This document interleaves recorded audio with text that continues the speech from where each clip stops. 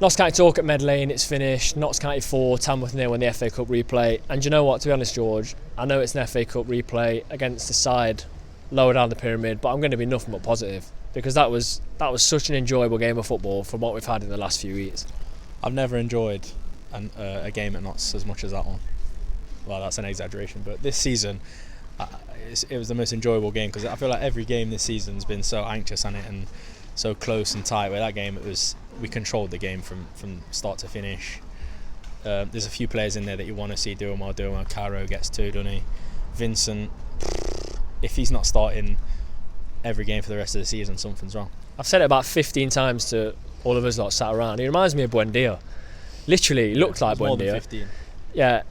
Well, honestly, the way the energy he had, he was everywhere. Let's not forget, this is someone that's got zero match sharpness. Zero match sharpness. He's run the game. He's had a number of efforts that he's crafted himself and he's made for other people.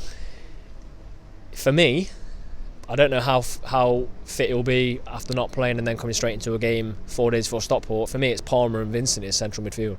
Yeah, I agree. I think, if we're playing at 5 at the back as well, which I feel like works quite well today, if the defenders are up for it, which they really should be against Stockport, I don't think we sort of need essentially that holding midfielder as such. I feel like we can afford to have a Vincent and a Palmer. I mean, Palmer does do a little bit of cleaning up, but Vincent you can see is a very good at attacking midfielder, isn't he? So yeah, I think it's exciting to have those options, and you could see Birchnell was really pleased with him when he came off. He definitely was, and he embraced the embrace from Birchnell, like I said, and the fans. He looked so happy as well, didn't he? He did, yeah, and the fans were applauding him. Loving it. Yeah, very, very good performance. For me, Caro gets man of the match for his 2 goals, but Vincent easily could have been called that as well. Close second, very close. Definitely. For me as well, Saturday might not have been a bad thing. Because if we'd have scraped a 1-0 win against Tamworth with a late winner, it sort of glosses over a pretty poor finishing performance. Yeah. We've had the opportunity to get Caro 2 goals, confidence.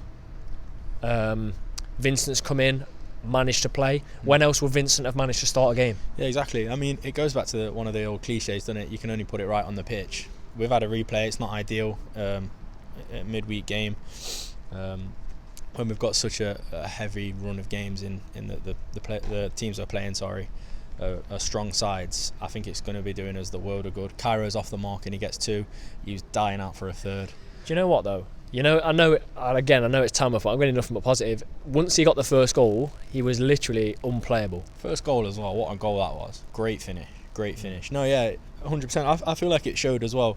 Like you say, it's against Tamworth, you feel like you don't want to get too carried away, but Vincent was shooting from all sorts of places, wasn't he? I mean, towards the end you're thinking maybe rein it in a little bit and try and progress further and maybe actually get a goal rather than going long distance, but the confidence is there, and it's good to see that the confidence is there from a player who maybe feels like he's being a little bit hard done to because he's not had much game time, but he's come in, and it shows a bit of character, I think, to come in and play like that and not be buckling under that pressure that it sort of feels like Francis is. Do you know what I mean? Yeah, I said I'd be nothing but positive.